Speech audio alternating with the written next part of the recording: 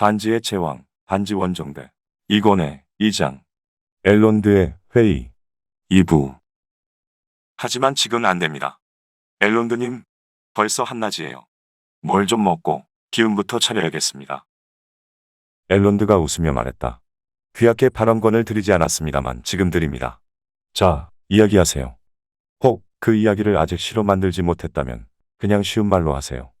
가능하면 짧게 빨리 끝내시는 게 건강에도 좋으실 겁니다. 빌보가 대답했다. 좋습니다. 명령대로 하죠. 이제부터 제가 하는 이야기는 진짜이니 혹시 예전에 달리 들으신 분이 있다면 이라고 하면서 그는 글로인을 흘끔 보았다. 용서하시고 그 이야기는 잊어주십시오.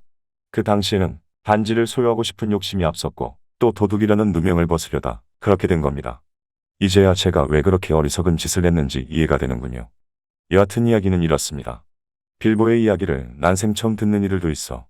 그들은 그 늙은 호빗이 골룸과의 만남을 처음부터 끝까지 이야기할 때 빌보는 전혀 기분 나쁜 표정이 아니었다. 신기한 표정으로 귀를 기울였다. 빌보는 골룸과 내기한 수수께끼를 하나도 빠뜨리지 않고 모두 이야기했다. 말리지만 않았다면 그는 자기 생일잔치와 샤이어에서 사라지던 사건까지도 신이 나서 이야기했을 것이다. 그러나 엘론드가 손을 들었다. 좋습니다, 친구. 오늘은 그 정도면 충분합니다. 이제 반지는 당신의 후계자인 프로도에게 넘어갔으니 그의 이야기를 들어봅시다. 그리하여 빌보보다는 마음이 덜 내켰으나 프로도는 반지를 자신이 보관하기 시작하던 때부터 이야기를 하나하나 풀어나갔다. 호빗골에서 브루인엔 여울까지 오는 도중에는 여러 번 질문이 들어와 일일이 대답을 해주어야 했다. 암흑의 기사들에 대해서는 자신이 경험한 모든 것을 전했다. 그가 이야기를 끝내고 자리에 앉아 빌보가 말했다. 잘했다. 중간에 이 친구들이 방해하지만 않았으면 더 훌륭했을 텐데 말이야. 내가 몇 가지를 기록하려고 했는데 차라리 나중에 쓰게 될 때 다시 함께 살펴보는 게 낫겠다. 내가 여기까지 오는 동안 겪은 사건들만으로도 몇 장은 채울 수 있겠다. 예, 이야기가 상당히 길지요. 하지만 저도 불확실한 곳이 몇 군데 있어요. 좀 더 알아봐야겠죠. 특히 간달프에 대해서 말이에요. 회색 항구에서 온 갈도르가 옆에 있다가 그의 이야기를 들었다. 내가 하고 싶은 이야기를 하시는군요. 그는 그렇게 말하고는 엘론드를 향해 말했다. 현자들께서는 이 호빗들이 발견한 이 반지가 오랫동안 논란의 대상이 된 그 절대 반지라고 믿을 만한 충분한 이유가 있는 모양이신데 견문이 부족한 저로서는 잘 이해가 안 됩니다. 혹시 무슨 증거가 있으면 들려주실 수 없습니까? 그리고 하나 더 여쭙고 싶은 것은 사로만은 어떻게 된 겁니까? 반지에 관한 한 그분이 조예가 깊으신 걸로 아는데 이 자리에 안 계시군요. 지금까지 나온 이야기를 그분께 들려드리면 그분은 어떻게 말씀하실까요? 그러자 엘론드가 대답했다. 그 문제도 모두 관련이 있습니다. 갈도르. 내가 잊은 게 아니니 그것도 답변이 나올 것입니다. 하지만 그런 이야기는 간달프께서 밝혀주셔야겠지요. 이 문제에 있어서는 그분이 가장 어른이시니 예상 순서를 맨 마지막으로 미루어둔 겁니다. 그 말에 간달프가 입을 열었다. 갈도르. 어떤 이들은 글로인이 가져온 소식이나 프로도가 추격받은 사실만으로도 그가 가진 것이 대적에게는 대단히 귀중한 어떤 것임을 알 수 있을 겁니다. 그것은 바로 반지입니다. 9반지는 나즈굴이 갖고 있고 7반지는 빼앗기거나 파괴되었습니다. 이 말에 글로인이 몸을 움직였다. 하지만 그는 아무 말도 하지 않았다. 3개의 반지는 우리가 알고 있습니다. 그렇다면 그들이 그렇게 혈안이 되어 찾고 있는 이 반지는 뭡니까?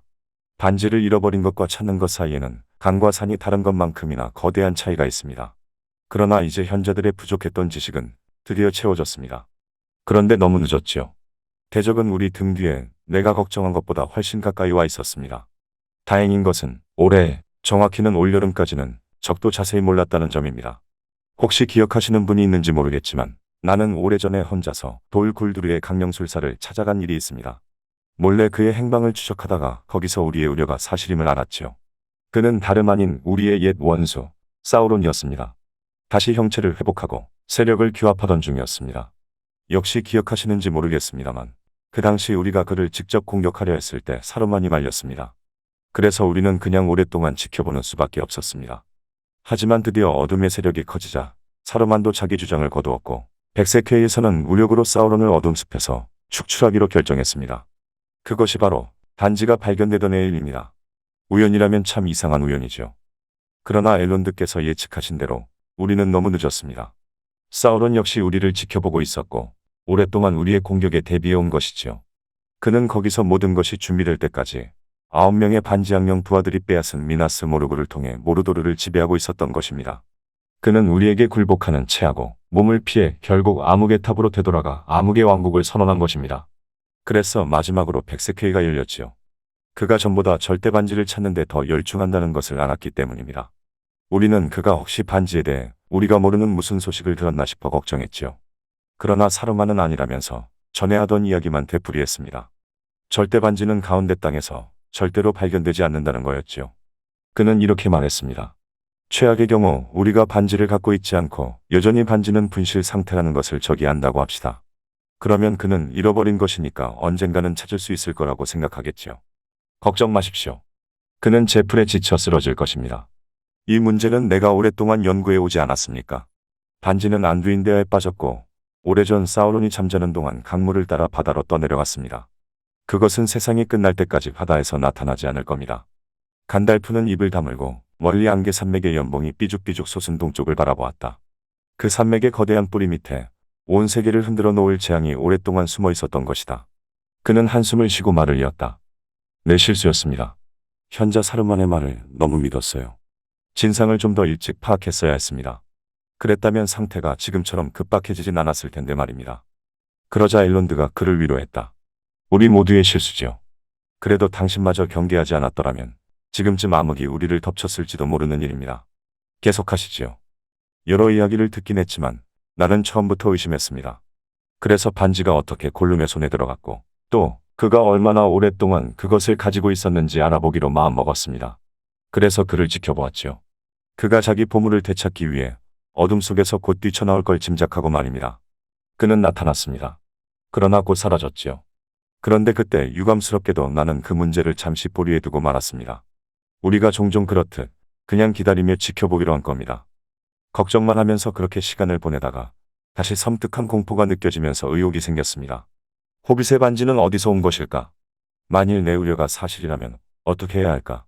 이런 문제들에 대해 나는 결정을 내려야만 했습니다. 하지만 이 말이 새어나가면 오히려 화를 자초할 수도 있었기 때문에 누구에게 함부로 털어놓을 수도 없었지요. 암흑의 탑과의 기나긴 전쟁을 돌이켜볼 때 우리의 가장 큰 적은 배신이었기 때문입니다. 17년 전의 일이었습니다. 그때쯤 나는 갖가지 행색의 첩자들, 심지어 짐승이나 새들까지도 샤이어에 모여든다는 것을 알았습니다. 걱정은 더 커졌지요. 나는 두네다인에게 도움을 청했습니다. 그들의 순찰이 2배로 강화되었지요. 그리고 나서 이실두르의 후계자인 아라고른에게 속을 털어놓았습니다. 그러자 아라고른이 나서서 그 이야기를 들려주었다. 그래서 저는 좀 늦은 것 같긴 하지만 골룸을 찾는 게 좋겠다고 했습니다. 그리고 이실두르의 후손인 제가 이실두르의 죄과를 속죄하는 것이 당연하다고 생각해서 간달프와 함께 오랫동안 기약 없는 수색에 나섰습니다. 이어서 간달프가 어둠 산맥과 모르도르의 경계에 이르기까지 야생지대를 헤맨 이야기를 시작했다. 거기서 우리는 골룸이 어둠 산맥에 오랫동안 숨어 있다는 소문을 들었습니다. 그러나 아무리 찾아도 없어서 결국 포기했습니다. 그런데 포기한 와중에 갑자기 골룸을 찾지 않아도 반지를 확인할 수 있는 길이 있을지도 모른다는 생각이 들었습니다. 만약 그게 절대 반지라면 반지 그 자체에서 확인할 수 있는 뭔가가 있을지도 모른다는 생각이었습니다. 사르만이 백색회의에서 한 말이 기억난 거지요. 그 당시에는 반쯤 흘려버린 말인데 그제야 생생하게 기억났습니다. 9, 7, 3개의 반지는 각각 고유한 보석이 있지만 절대 반지는 그렇지 않습니다. 그것은 둥글고 아무런 장식도 없는 평범한 작은 반지나 다를 바가 없습니다. 그러나 제작자는 그 위에다 보통 사람은 알아볼 수 없는 무슨 표시를 해놓았습니다. 하지만 그는 그 표시가 무엇인지는 확실히 말해주지 않았습니다. 누가 그걸 알고 있을까? 반지 제작자 아니면 사르만. 그가 아무리 반지의 조예가 깊다 하더라도 분명 무슨 근거가 있을 것이다. 사우론 말고 반지가 없어지기 전에 그것을 만져본 자는 누구일까? 이실두르뿐이다. 그렇게 생각한 나는 골룸을 쫓는 일을 포기하고 급히 곤도르로 내려갔습니다. 옛날엔 우리 마법사들도 그곳에선 환대를 받았습니다. 사르만이 제일 환대받았죠. 그는 그곳 왕들의 초대를 여러 번 받은 적이 있을 정도였습니다. 내가 도착하니 데네소르공은 나를 예전처럼 달가워하는 눈치가 아니더군요. 하지만 못마땅해 하면서도 창고에 쌓아놓은 두루마리 문서와 서적들을 내놓으면서 이렇게 말했습니다. 당신 말씀대로 고대의 기록과 이 도시가 처음 세워지던 때의 자료만 읽으시겠다면 한번 찾아봐도 좋습니다. 내가 보기엔 지나간 세월보다 다가올 날이 더 어두워 보입니다. 나는 그게 더 걱정입니다. 하지만 당신이 여기서 오랜 세월 연구에 전념한 사르만보다 학식이 더 깊지 못하다면 내가 아는 것 이상으로 무슨 큰 소득을 올리지는 못할 겁니다. 나도 이쪽 방면에는 좀 아는 바가 있어. 사실 그의 창고에는 전승의 대가들도 읽을 수 없는 기록들이 많았습니다. 그들의 말과 글은 후대로 오면서 완전히 잊혀졌기 때문이죠. 그러나 보로미르, 지금도 미나스티리스에 가면 이실두르가 직접 만든 두루마리가 하나 있는데 곤도르에서 왕이 사라진 후로 사르만과 나를 제외하고는 누구도 그것을 읽어본 적이 없을 겁니다. 일부 기록에도 있듯이 이실두르는 모르도르에서 벌어진 전투가 끝난 뒤 곧바로 떠나지 않은 거지요. 보로미르가 끼어들었다. 북부에도 그것을 아는 분이 계시는군요. 곤도르에서는 모두 이렇게 알고 있습니다. 그는 먼저 미나스 아노르로 가서 조카 메넬딜과 함께 그곳에 있었습니다. 그에게 왕위를 맡기기 전에 남왕국의 법도를 가르친 것이지요. 그때 그는 죽은 동생을 기억하면서 서쪽 나라에서 가져온 백색 성수의 마지막 묘목을 거기에 심었습니다. 그러자 간달프가 다시 말했다. 그때 그 두루마리도 함께 남긴 거요. 곤도르에서는 그 점은 잘 모르는 것 같더군요. 그 기록은 바로 반지에 관한 것이었는데 이렇게 쓰여 있었습니다. 위대한 반지는 이제 북왕국의 보물로 전해질 것이다. 그러나 엘렌딜의 후예가 이곳에도 있으니 그것에 관한 기록은 곤도르에 남길 것이다. 이는 그 영광스러운 순간의 기록이 사라지지 않게 하기 위함이다. 그리고 나서 이실두르는 반지를 발견하던 순간을 이렇게 묘사했습니다. 내가 처음 만졌을 때 그것은 달아오른 석탄처럼 뜨거웠다. 내 손은 시커멓게 눌렸고 나는 이 통증이 완쾌될 수 있을지 걱정이 된다. 그러나 이 글을 쓰는 동안 반지는 벌써 식었고 아름다움이나 모양은 변하지 않았지만 크기는 작아진 듯하다. 반지에 새겨진 글자는 처음에는 빨간 불꽃처럼 선명하더니 이젠 식어서 겨우 알아볼 정도가 되었다. 모르도르에는 그렇게 정교하게 새길 문자가 없어서인지 에레기온의 유적 문자로 새겨져 있다. 나는 그 뜻을 이해할 수 없는데 상스럽고 거친 것으로 보아 암흑의 땅의 말인 것 같다. 무슨 나쁜 뜻인지는 알 수 없으나 혹시 나중에 기억할 수 있게 여기 기록해둔다. 반지는 사우론의 뜨거운 손을 그리워하는 것 같다. 그 검은 손은 손이면서도 불이 타오르듯 뜨거웠고 길갈라드도 그 손에 살해당했다. 반지가 다시 뜨거워지면 글자가 다시 선명해질지도 모른다. 하지만 나로서는 사우론의 작품 중에서 유일하게 아름다운 이것에 그런 몸을 하고 싶지 않다. 비록 많은 고통이 거기 담겨 있기는 하나 이것은 내게 대단히 소중한 것이다. 그 글을 읽으면서 나의 추적은 끝이 났습니다. 이실두르가 추측한 대로 새겨진 글은 모르도르와 암흑의 탑 하수인들이 쓰던 언어로 기록된 것이었습니다. 그 내용은 이미 세상에 알려져 있습니다. 왜냐하면 사우론이 그 절대 반지를 완성해 손가락에 끼던 날 세 개의 반지를 만든 켈레브림보르가 그 사실을 알고 멀리서 그가 그 말을 하는 소리를 들은 것입니다. 그래서 그의 사악한 흉계는 세상에 폭로되었지요. 나는 즉시 데네소르 공과 작별하고 북쪽으로 가다가 로리엔으로부터 아라고른이 그곳을 지나갔고 골룸이라는 녀석을 잡았다는 전가를 받았습니다. 그래서 나는 먼저 그의 이야기를 들으러 아라고른을 찾아갔습니다. 그가 혼자서 얼마나 위험한 고비들을 넘겼는지 감히 상상할 수도 없었지요. 그러자 아라고른이 입을 열었다. 그 이야기를 새삼스럽게 할 필요는 없지요. 누구든지 암흑의 성문 근처를 헤매거나 모르글 계곡에서 죽음의 꽃들을 밟아볼 생각이라면 그런 위험은 각오해야 합니다. 저 역시 결국에는 포기하고 집으로 돌아갈 준비를 했습니다. 그런데 다행히도 제가 찾던 것을 우연히 만났습니다. 어떤 진흙탕가에서 맨발자국을 발견한 겁니다. 최근에 만들어진 발자국이었고 또 급한 걸음이었는데 모르도르가 아니라 그 반대쪽을 향해 있었습니다. 죽음늪 주위를 따라 계속 추적해 가다가 드디어 골룸을 발견했습니다.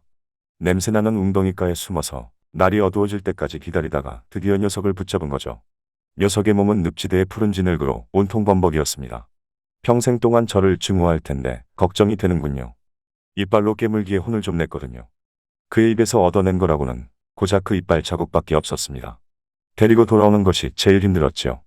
골룸의 목에 줄을 걸고 입에는 재갈을 물린 채 앞장을 세워 밤낮으로 감시하면서 끌고 왔는데 배고프고 목이 마르니까 겨우 말을 듣더군요. 그렇게 해서 사전에 약속한 대로 그놈을 어둠 숲으로 데려가 요정들께 맡겼습니다. 떼어두고 나니까 살 것 같더군요. 냄새가 정말 고약했습니다. 저는 그놈을 다시는 보고 싶지 않습니다만 간달프가 돌아와서 오랫동안 놈과 이야기를 나누었습니다. 간달프가 말을 받았다. 그렇습니다. 길고 지루한 작업이었지요. 하지만 소득이 없는 건 아니었습니다. 우선 골룸이 반지를 잃은 경위는 방금 빌보가 처음으로 털어놓은 이야기와 일치합니다. 하긴 그건 별로 중요한 일이 아니었어요. 이미 짐작하고 있었으니까 말입니다. 그런데 골룸이 그 반지를 창포벌판 근처의 안두인강에서 주웠다는 것을 처음으로 알아냈죠. 그리고 그것을 아주 오랫동안 지니고 있었다는 사실도 알아냈습니다. 동족들보다 몇 배나 더 오래 산 거죠. 반지의 힘이 그의 수명을 동족들보다 훨씬 길게 만든 겁니다. 위대한 반지들만의 능력이죠. 갈도르, 혹시 아직도 의문점이 남아있다면 아까 내가 말한 증거가 또 있습니다. 당신이 방금 본 이 반지는 둥글고 아무런 장식도 없는 듯하지만 사실 거기에는 이실두르가 기록한 문자가 새겨져 있습니다. 물론 그것을 보려면 이 황금 반지를 잠시 불 속에 던질 수 있는 용기가 필요합니다. 나는 그렇게 해보았죠. 그리고 이런 글을 읽었습니다. 아쉬 나지그 두르바툴로, 아쉬 나지그 김바툴, 아쉬 나지그 스라카툴로, 아그우르줌 이쉬 크림바툴. 마법사의 목소리가 놀랍게 변했다. 갑자기 그의 목소리가 위협적이고 강렬한 쇠소리로 바뀌었다. 어두운 그림자가 한낮의 태양을 가리는 듯 하더니 현관이 잠시 어둠에 휩싸였다. 참석자들은 모두 몸을 떨었고 요정들은 귀를 막았다. 어둠이 사라지고 모두가 안도의 한숨을 쉬고 나서야 엘론드가 말했다. 회색의 간달프, 지금까지 임나드리스에서는 어느 누구도 감히 그들의 언어로 말한 적이 없었습니다. 간달프가 대답했다. 그리고 다시는 그런 일이 있어도 안 되겠죠. 하지만 엘론드, 나는 지금 당신의 용서를 구하고 싶지는 않습니다. 이 언어가 서부 방방곡곡에서 들리기를 원치 않는다면 모든 의심을 버리고 바로 이것이 우리 현자들이 공언했던 것임을 믿어야 합니다. 바로 이것이 대적의 사악함으로 충만한 그의 보물이며 예전에 그의 위력도 대부분 그 속에 있다는 사실 말입니다. 에레기온의 장인들이 들었고 자신들이 사우론에게 배신당했음을 깨닫게 된 그 말, 바로 그 암흑기부터 전해오는 말입니다. 모든 반지를 지배하고 모든 반지를 발견하는 것은 절대 반지, 모든 반지를 불러 모아 암흑에 가두는 것은 절대 반지. 친구 여러분, 나는 골룸에게서 더 많은 것을 알아냈습니다. 그가 말하지 않으려 했고 또 확실하지 않았지만 틀림없는 사실은 그가 모르도르에 갔으며 거기서 그가 알고 있는 모든 것을 강제로 털어놓게 되었다는 겁니다. 그리하여 대적은 절대 반지가 발견되었고 오랫동안 샤이어의 비밀 위에 보관되고 있었다는 사실을 알게 되었습니다. 그리고 그의 하수인들이 거의 우리의 문 앞까지 그것을 추적해왔으니 이제 적은 곳, 아니 이 말을 하고 있는 바로 이 순간에 이미 우리가 여기 그것을 가지고 있다는 사실을 알게 되었을 겁니다. 모두들 한동안 숨을 죽이고 있었다. 마침내 보로미르가 입을 열었다. 그 골룸이란 놈이 덩치가 작다고 하셨습니까? 작지만 큰 해악을 끼칠 놈이로군요. 그 놈은 어떻게 되었습니까? 어떻게 처리하셨지요? 아라고른이 대답했다. 그냥 감옥에 갇혀 있을 뿐입니다. 놈은 예전에도 고생을 많이 했습니다. 고문을 심하게 받은 모양인데 사우론에 대한 공포가 아직 마음에 강하게 남아 있었습니다. 어둠 숲의 날쌘 요정들이 그를 꼼짝 못하게 지키고 있어서 다행입니다. 그는 원한도 대단합니다.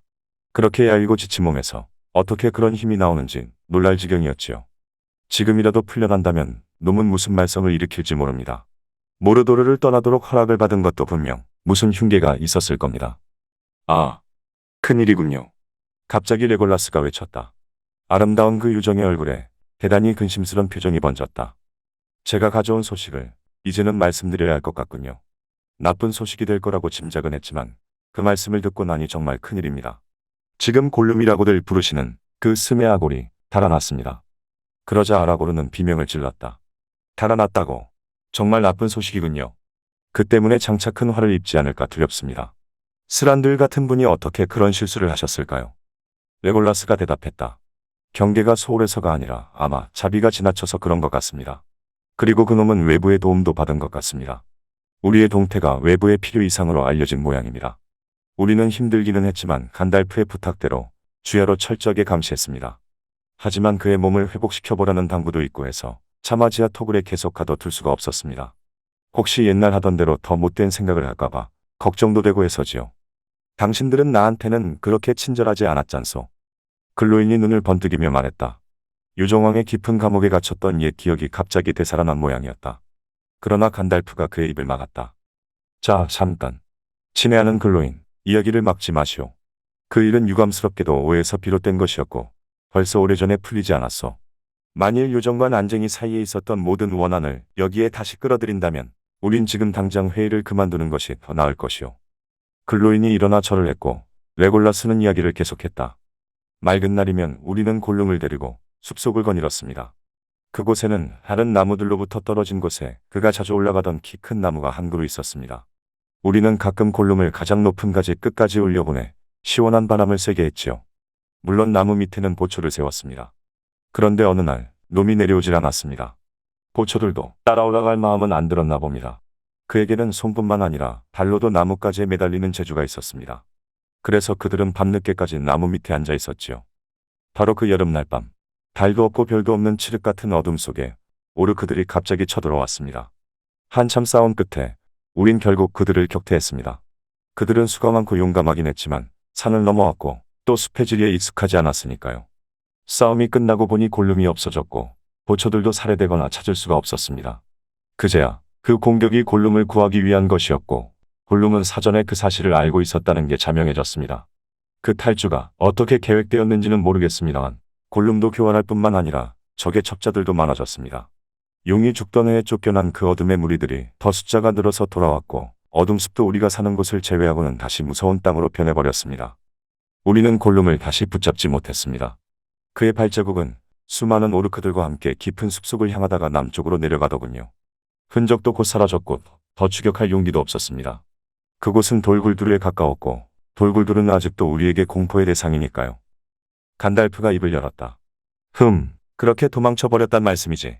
그를 다시 쫓을 시간은 없습니다. 하고 싶은 대로 하도록 내버려 두지요.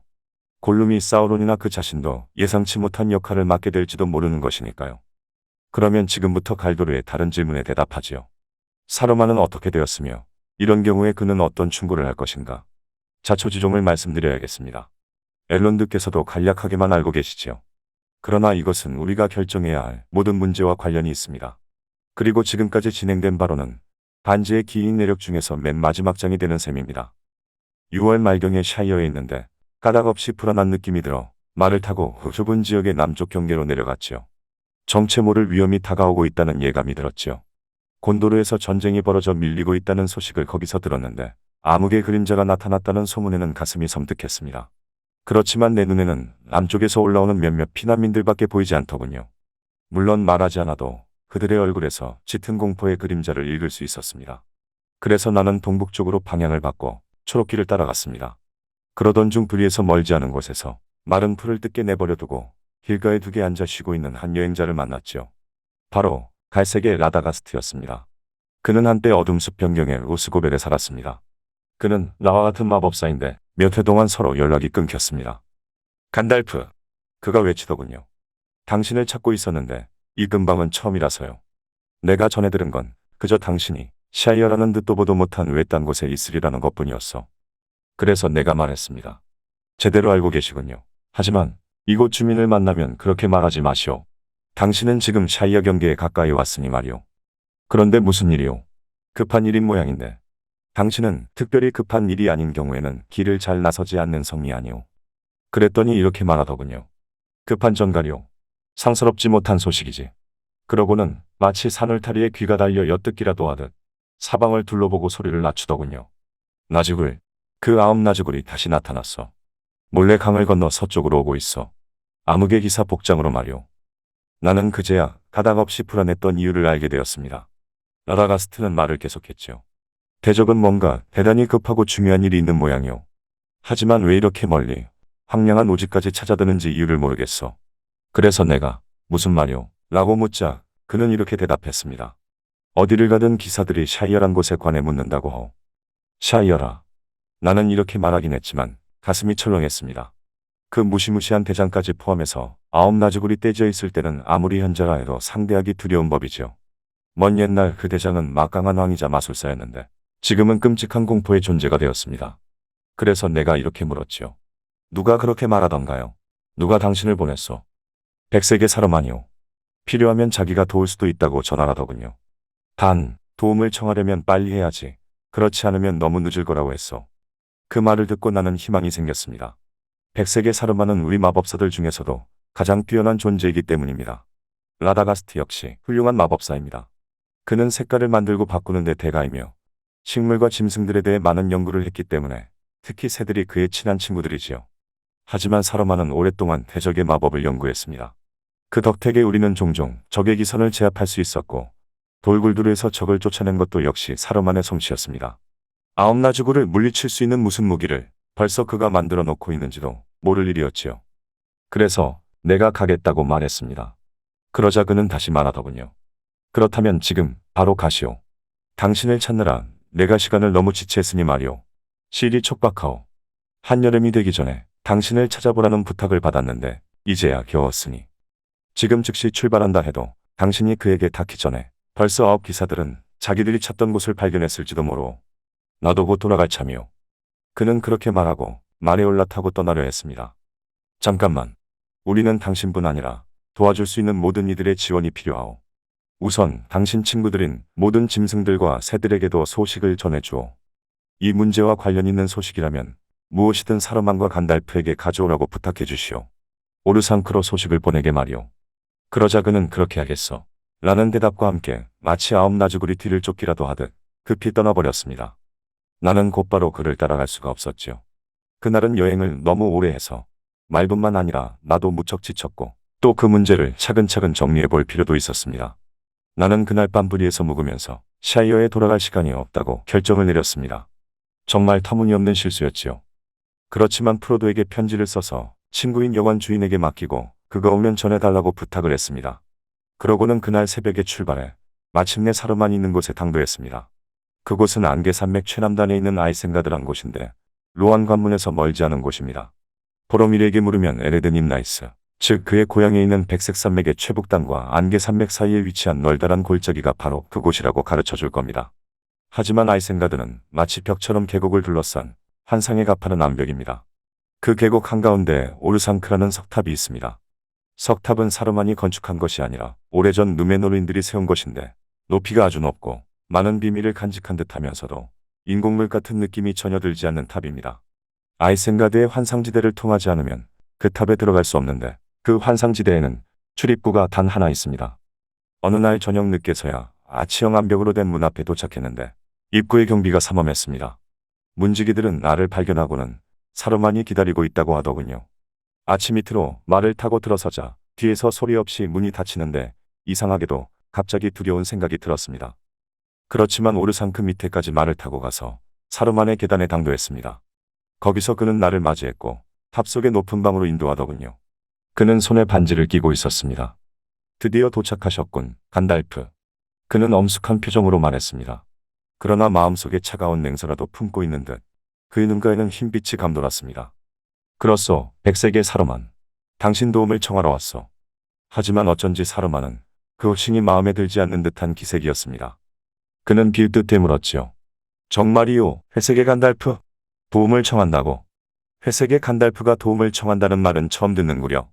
그렇게 현명하고 지혜롭고 들판을 쏘다니며 남의 일에 참견하지 않는 데가 없는 간달프께서 말이야. 나는 놀라서 그를 쳐다보며 이렇게 말했습니다. 내가 잘못 들은 것인지 몰라도 지금 사태는 우리 모두가 힘을 합쳐야 할 만큼 급박하게 돌아가고 있어. 그는 이렇게 응수하더군요. 그럴 수도 있겠지만 너무 늦게 깨달은 것 같소. 그런데 당신은 백색회의 의장인 내게 지극히 중요한 문제를 오랫동안 숨겼소. 그걸 안 지 얼마나 됐소. 그리고 샤이어의 은신처에 숨어 있으려면 곱게 있을 것이지 뭐하러 이제야 나타났소. 그래서 내가 설명했죠. 아홉 기사가 다시 나타났소. 라다가스트가 그러더군. 강을 이미 건넜다고. 사르만은 이제 조롱을 감추지도 않고 웃어댔습니다. 갈색의 라다가스트라. 세조련사 라다가스트. 전응아 라다가스트. 멍청이 라다가스트. 그 멍청이는 내가 맡긴 임무만은 썩 잘해냈단 말이야. 당신이 여기 나타났으니 말이오. 내가 전가를 보낸 목적은 바로 당신을 이리 오게 하려는 것이었어. 자, 회색의 간달프. 여기 묵으면서 요독을 푸시오. 난 현자 사르만이자 반지세공사 사르만. 다색의 사르만이오. 나는 그제야 전에는 흰색이던 그의 옷이 이제는 다채로운 색깔로 변했음을 알아챘습니다. 그리고 그가 움직일 때마다 빛깔은 눈부실 만큼 현란하게 반짝이며 변했습니다. 나는 흰색이 더 좋은 것 같군 이라고 말했습니다. 그러자 그는 이렇게 대답했습니다. 흰색. 시작할 때는 그 색이 적격이지. 흰색은 염색을 할 수도 있고 흰 페이지는 글을 적을 수도 있고 흰빛은 쪼개질 수도 있으니 말이오. 그럴 경우에 그것은 더는 흰색이 아니오. 어떤 사물의 진실을 발견하기 위해 그것을 파괴한다면 그는 이미 지혜의 길을 벗어난 것이오. 당신이 친구로 여기는 그 바보들 중에 하나에게 하듯 내게 설교할 필요는 없어. 내가 당신을 여기 부른 것은 가르침을 받기 위해서가 아니라 기회를 주기 위해서요. 그리고 그는 몸을 꼿꼿이 세우고 마치 오랫동안 준비해온 연설이라도 하듯 이야기를 시작했습니다. 상고대는 지나갔고 지금 이 중시대도 끝나면 곧 신시대가 도래할 것이요. 그와 함께 요정들의 시대가 끝나고 우리의 시대가 임박했다는 뜻이요. 우리가 지배해야 할 인간들의 세계 말이요. 그러자면 이 만물을 우리 뜻대로 정리할 수 있는 힘이 있어야 하오. 물론 그것은 우리 현자들만이 볼 수 있는 최고의 선을 실현하기 위함이요. 그러니 영원한 내 친구이자 협력자인 간달프, 들어보시오. 그리고 그는 가까이 다가와서 더욱더 부드러운 소리로 이야기를 계속했습니다. 난 방금 우리라고 했어. 그러나 그건 당신이 내 뜻에 찬성한다는 전제하의 이야기요. 새로운 세력이 떠오르고 있어. 옛날에 고태의연한 동맹이나 연합으로는 막아낼 수도 없고 유정이나 쓰러져가는 누메노르인들에게도 아무런 희망을 걸 수 없어. 당신 앞에 그리고 우리 앞에는 선택할 수 있는 길이 하나 있어. 그 세력에 동참하는 것 말이오. 간달프. 그것이 현명한 길이오. 그 길에는 희망이 있어. 승리는 목전에 있으니까 그들에게 협력한다면 후한 보상이 있을 것이오. 그 세력이 강해질수록 검증된 친구들도 늘어날 거요. 당신과 나 같은 현자들은 참을성 있게 견디기만 하면 결국에는 그들의 방향을 통제할 수 있고 그들을 지배할 수 있게 될 거요. 우리는 우리의 생각을 마음속에 넣어두고 때를 기다릴 수 있어.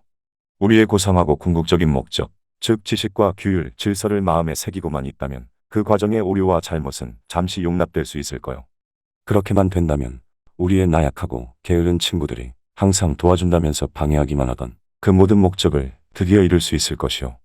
우리의 계획에는 아무런 실질적 변화가 없을 뿐 아니라 그럴 필요도 없어. 다만 방법상의 차이만 있을 뿐이요. 그래서 나는 이렇게 답했지요. 사르만, 난 전에도 이런 말을 여러 번 들었는데 그것은 무지한 사람들을 속이기 위해 모르도르에서 보낸 사자들의 입을 통해서였어. 당신이 그런 터무니없는 이야기를 하려고 나를 부르리라고는 상상도 못했어. 그러자 그는 나를 곁눈질로 바라보더니 잠시 생각에 잠겨 있더군요.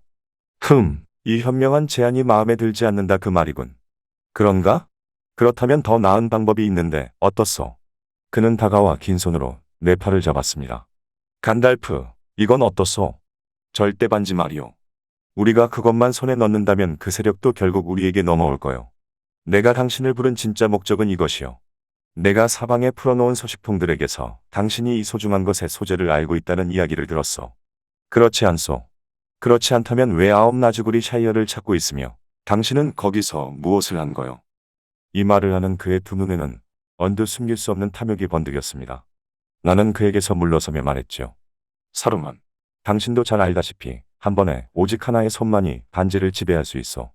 그러니 억지로 우리라고 말하지 마시오. 여하튼 나는 그 말에 동의할 수 없고 이제 당신의 본심도 알았으니 반지의 소식은 결코 알려줄 수 없어.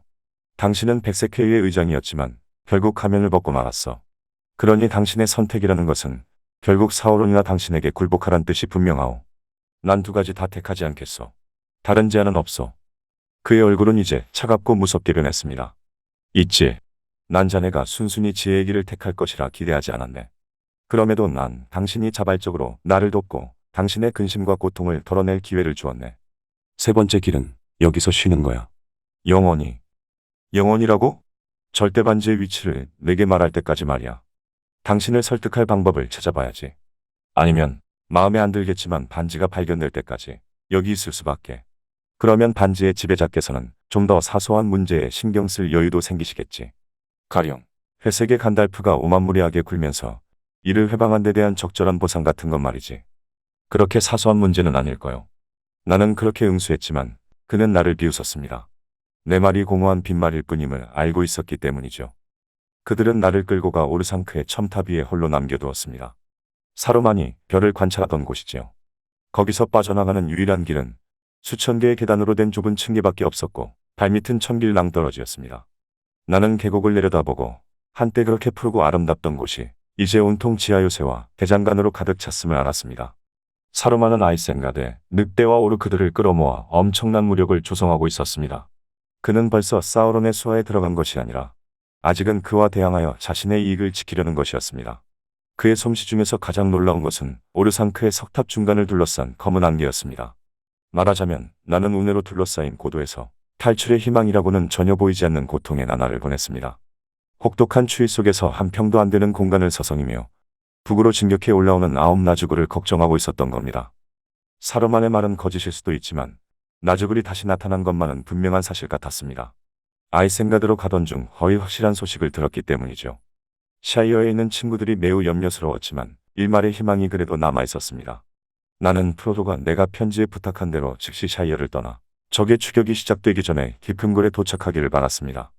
하지만 나의 희망이나 공포는 둘 다 근거가 희박했습니다.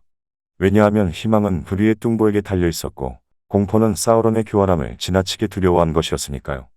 사실 그 뚱보는 손님들 시중 때문에 바빴고 사우론의 힘도 걱정한 것만큼 무서울 정도는 아니었습니다. 하지만 아이센가드라는 함정에 홀로 갇힌 상태에서는 보기만 해도 소름 끼치는 적의 기사들이 멀리 샤이어에서 헤매고 있을 거라고는 상상도 할 수 없었지요. 그때 프로도가 소리쳤다. 저는 마법사님을 보았어요. 앞뒤로 서성이고 계셨는데 머리에서 달빛이 반사되더군요. 그러자 간달프는 놀라서 이야기를 멈추고 그를 바라보았다. 프로도가 계속했다. 그저 꿈이었어요. 지금 막 기억이 나는군요. 잊고 있었는데 방금 생각이 났습니다. 샤이어를 떠난 뒤인 것 같아요. 다시 간달프가 말을 이었다. 이야기를 들어보면 알겠지만 그 일이 있고 난 뒤였군. 그때는 정말 비참했습니다. 내가 그런 궁지에 빠진 적이 한 번도 없었으니 아마 나를 잘 아는 분들은 내가 그런 공경을 잘 견딜 수 있었을까 걱정하시는지도 모릅니다. 회색의 간달프가 파리처럼 거미줄에 걸리다니 말입니다. 하지만 아무리 정교한 거미줄이라도 허점은 있기 마련입니다. 처음에 나는 사르만이 말한 대로 라다가스트 역시 배반자가 되었을지도 모른다고 생각했죠. 하지만 길에서 만났을 때 그의 음성이나 눈길에서 무슨 이상한 낌새를 눈치챌 수는 없었어요. 그랬더라면 아이센가드에 가지도 않았을 것이고 가더라도 좀 더 조심했을 겁니다. 사르만 역시 그런 계산을 했을 것이니 라다가스트에게 속을 보이지 않고 속인 것이지요. 사실 정직한 라다가스트를 유혹해 배반하게 만든다는 것은 거의 불가능한 일입니다. 그래서 그는 나를 진정으로 찾아다녔고 나도 그의 말을 믿은 것이지요. 그러나 사르만의 음모는 바로 그 점 때문에 헝클어지기 시작했습니다. 라다가스트는 내가 부탁한 대로 하지 않을 아무런 이유가 없던 것이지요. 그는 자신의 옛 친구들이 많이 살고 있는 어둠 숲으로 들어갔습니다. 안개 산맥의 독수리들은 멀리까지 날아다니기 때문에 많은 것을 볼 수 있습니다. 늑대와 오르크들이 모이는 것도 보았고 9기사들이 여기저기 출몰하는 모습과 골룸이 도망쳤다는 소식도 들었습니다. 그래서 여름이 물러갈 즈음 어느 날 달이 뜬 밤에 그들은 이 소식을 내게 전하려고 사자를 보냈습니다. 그리하여 바람의 왕과 아이르가 뜻밖에도 오르상크에 나타나게 된 겁니다. 그는 위대한 독수리들 중에서도 가장 빠른 독수리입니다. 독수리는 탑 꼭대기에 서 있던 나를 발견했고 그래서 사르만이 눈치채기 전에 나를 그곳에서 벗어나게 해달라고 부탁했지요. 늑대와 오르크들이 나를 쫓아 오르상크를 출발할 무렵엔 이미 아이센가드에서 멀리 벗어나 있었습니다. 난 과일에게 날 어디까지 데려다 줄 수 있는지 물었습니다. 아주 멀리까지라도 가능합니다. 하지만 땅끝까지는 안 됩니다.